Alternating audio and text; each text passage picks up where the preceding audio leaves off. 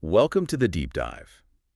Today, we are right in the thick of it, analyzing what feels like the definitive day of this India-South Africa test series. It really does. We're looking at day 4 of the second test in Guwahati. And South Africa, already 1-0 up in the series, just tightened their grip to, well, a breaking point. It wasn't just about consolidating a lead. What we saw today was South Africa moving from a strong position to one that feels, frankly, unassailable. They've set a target that almost seems designed to break India's spirit. Exactly. So our mission here is to unpack the sources on how they did it. We're going to look at their declaration tactics, which, raised a few eyebrows. Here, yeah. We'll also celebrate a pretty incredible milestone for Ravindra Jadeja. And then, crucially, we've got to dig into the tactical side of it. Specifically the short ball. That's the real story, I think. It really is. It was a fascinating day of Test cricket strategy. So I guess we have to start with South Africa's second innings. They declare at 260 for 5. A very deliberate inning. Deliberate is a good word for it. It's attritional. They weren't trying to score quickly. This was all about batting time, wasn't it? Completely. Pushing that lead past 500, tiring out the Indian bowlers. Tristan Stubbs was the perfect example of this. 94 runs off 180 balls. Just a real grind. Supported by Tony DeZorzi, who got 49. But that innings from Stubbs, that's the whole philosophy right there. It is. When your first innings lead is that massive, the game changes. You're not just playing for runs anymore. You're occupying the crease. It's a classic tactic. You're wearing down the pitch. You're wearing down the pitch, you're wearing down the bowlers' legs, and you're wearing down their minds. Every minute Stubbs was out there, India's task just got that little bit harder. But that strategy, that sort of go-slow approach, it led directly to this declaration controversy. It did. Stubbs gets out for 94, attempting a big slog sweep off Jadeja, and boom, the declaration comes immediately. The target is 549. And you had people like Dale Steyn publicly questioning it, saying, look, South Africa lost valuable overs here. They were too cautious. Well, this is where the source material gives us some insight. Stubbs actually explained the decision afterwards. He said it was, and I'm quoting here, more about the time than the overs. The time? What does that even mean? Their plan was just to bat until 40 minutes after lunch. That was it. That seems incredibly rigid to me. If you're trying to win a test, surely you want to maximize your bowling time, not just stick to some, arbitrary schedule. I think it points to their confidence, not defensiveness. The sources suggest they believed a day and a bit was more than enough time. So it was also about managing their bowlers. Exactly. Managing the workload, especially for someone like Jansen. They were basically saying, we'll sacrifice a few overs now if it means our key bowlers are 100% fresh for the final push. And while all this was going on, India was literally falling apart in the field. Mohammad Siraj off with a shoulder problem, Rishabh Pant needing treatment for his toe. That physical toll just adds to the mental fatigue. It was a tough, tough day for India. But, despite all that, there was a real shining light for them. We have to talk about Ravindra Jadeja. Oh, absolutely. He was outstanding. Finished with 4 for 62 in the innings. And that one dismissal, the one to get Aiden Markram for 29, that was just a thing of beauty. A proper peach, as they say. It pitched on middle stump, straightened just enough on that surface, and just clipped the top of off. A classic spinner's wicket. And that wicket tells a bigger story, doesn't it, about Jadeja's dominance over Markram specifically. It really does. The sources highlight this was the third time Jadeja's got him out in 4 innings in this series. Markram's averaging just 8.33 against him. 8.33? Yeah. That's not just a contest. That's ownership. It's a complete psychological edge. Jadeja knows he has his number. And that dismissal also put Jadeja into a very, very exclusive club. His 50th test wicket against South Africa. And look at the names on that list. It's Indian bowling royalty. It really is. So you've got Anil Kumble at the top with 84 wickets. In 40 innings. Then Javagal Srinath with 64, Harbhajan with 60, Ashwin with 57. And now Jadeja with 50.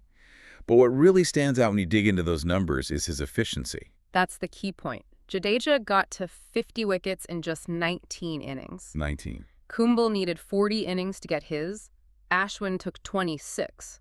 So what you're seeing is Jadeja operating at this incredibly elite level against this specific opposition. He gets breakthroughs faster.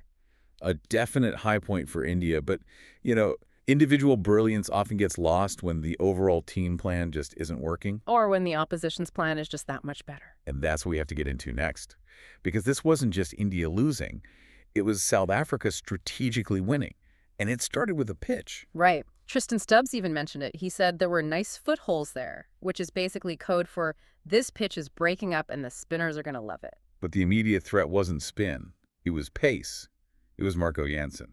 Jansen was already the man of the match, really. 90 runs with the bat and a 6-wicket haul in the first innings. Just a phenomenal all-round performance. And the sources have uncovered this astonishing statistic about how South Africa used their fast bowlers compared to India. It's a massive tactical difference, and it all revolves around one thing. The short ball. The short ball, the data is just, it's stark. Every single wicket taken by a South African fast bowler in this match, all 7 of them, came from a short pitch delivery. Every single one. Every one. And they were leaning into it heavily. Their quicks bowled short almost half the time, 48.08% of their deliveries. And the return on that investment. 7 wickets for 41 runs. That is absolutely ruthless execution. Wow. Okay, so compare that to India's quicks. Well, they tried it too. They bowled short about 38% of the time, which is still quite a lot. But the results were completely different. Yeah. 1 wicket for 99 runs. So what's the difference? Why was it working so well for one team and not the other? It's about more than just the length. It's technique and psychology. Jansen's height and his awkward angle let him get this steep, nasty bounce that India's bowlers just couldn't replicate. So he was making the ball lift off the pitch in a much more threatening way. Precisely. It was targeted aggression, forcing batsmen into awkward fends and creating catches. It was just brilliant, effective planning. And all of that planning, all of that attrition, it led to this one number, a target of 549. It's hard to even wrap your head around a number like that in the 4th innings of a test match. And it's a record. The sources confirm this is the highest target ever set for India in a home test. Ever. The previous record was 543, set by Australia in Nagpur, and that was way back in 2004. So South Africa has just rewritten the record books for visiting teams in India. And for you listening, just to put this number in perspective, let's look at history. India's highest successful chase ever is 406. Against the West Indies in 1976, almost 50 years ago. Their highest successful chase at home is 387. The world record chase is 418. So India needs to score 131 runs more than any team has ever scored to win a test match. It's just not going to happen. And there's the Asia factor, too. No team has ever chased 400 to win a test in Asia. It's impossible. So the goal for India shifted. It's not about winning anymore. It's about survival. Can they bat out 3 sessions for a draw? But even that started to look impossible almost immediately. South Africa came out breathing fire. They did. Jansen and Mulder started with a double maiden. The pressure is on from ball 1. And Jansen, of course, gets the first breakthrough. Yashasvi Jaiswal. Jaiswal had tried to hit his way out of trouble. He even uppercut a bouncer from Jansen for 6. But Jansen just stuck to his plan. And eventually got him. A mistimed cut, caught behind for 13. The crucial first wicket. And as soon as the pace bowlers had done that initial damage, in comes the spin, Simon Harmer. And he strikes in his very first over. Getting KL Rahul, who the sources noted had been incredibly watchful, almost showing no intent to score. Yeah, he was just trying to block. But Harmer found those footholes Stubbs was talking about, got one to turn, and bowled him through the gate. An absolute classic dismissal on a wearing pitch. And then, almost mercifully for India, the bad light came in and ended play early. But the damage was done. India reeling at 27 for 2. Saisud Harsan is out there with the night watchman, Kuldeep Yadav. The situation is, let's be honest, terminal. They need 522 more runs. Which is not going to happen. South Africa needs 8 wickets for a series sweep, and the sources are already flagging that this would be India's second home test whitewash in less than a year. That puts enormous pressure on everyone. So the story of the day is clear. It was South Africa's disciplined, time-killing batting, Jadeja's lonely brilliance, and above all, that incredibly effective short ball strategy from their pacemen. They just need to keep that discipline up for one more day. The psychological advantage is all theirs. Which brings us to a final thought for you, the listener, as we look ahead to day 5. We know India's only hope is to bat out those 3 sessions for a draw. But when you look at their performance across this entire series, the longest they've managed to bat in any innings is 83.5 overs.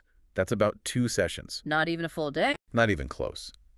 So what does that tell you about the kind of monumental, almost superhuman mental and technical effort they'll need to survive a full day against this attack on this pitch? It's going to be a true test of character, that's for sure. Thanks.